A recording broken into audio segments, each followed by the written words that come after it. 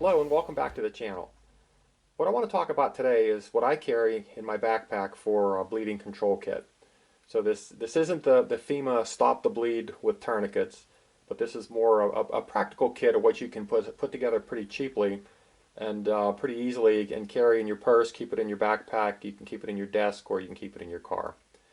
So this would really cover lacerations, a cut, an abrasion, a scratch, anything like that, where you would have some bleeding that you want to stop. I mean, obviously, if you leave the cut go on its own, eventually, if it's not an arterial bleed, it will actually coagulate.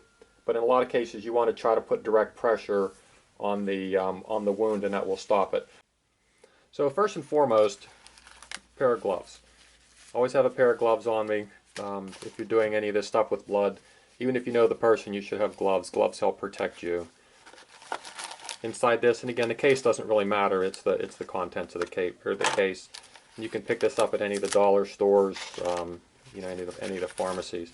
There's not much to it. You want multiple of these 4x4 gauze pads. Family wellness. You can get these things pretty cheaply. A buck or two.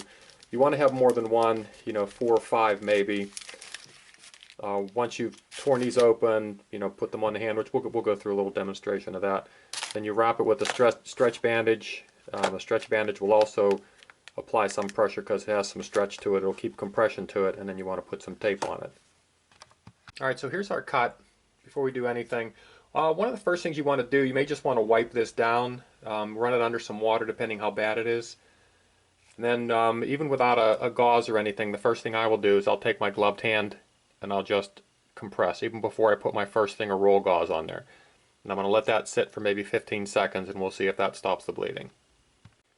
Alright, so it's been about 15 seconds. I'm going to pull this off, and just for this I'm going to assume that it has not stopped bleeding. So I'm going to put my first thing of gauze on here and we're going to hold this. Alright, so I've waited about 15 seconds with hard direct pressure. I pull the pressure off. I still see blood soaking through there. So that should be plenty of time for this blood to start coagulating. So we're going to put a second one on. We're not going to take the first one off to see how it stopped bleeding, and we're going to hold direct pressure for another 15 seconds.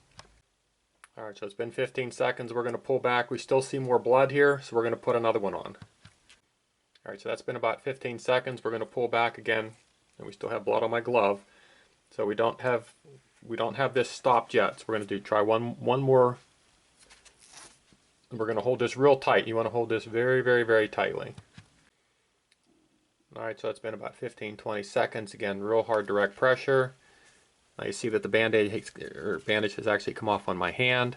We don't see any blood here. So at this point we're going to go ahead and get the gauze and we're going to wrap it with gauze. Alright, so I've cut my gauze. You can see how stretchy this gauze is. We're going to roll this under.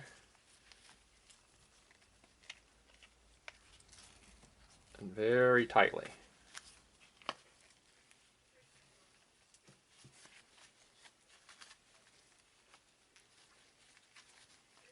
We'll go through that 2 or 3 times.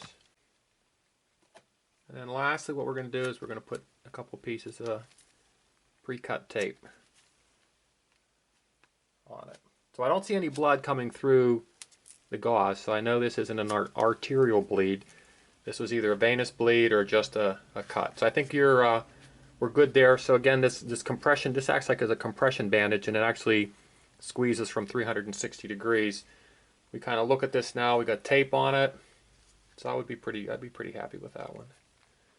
All right, thank you for watching.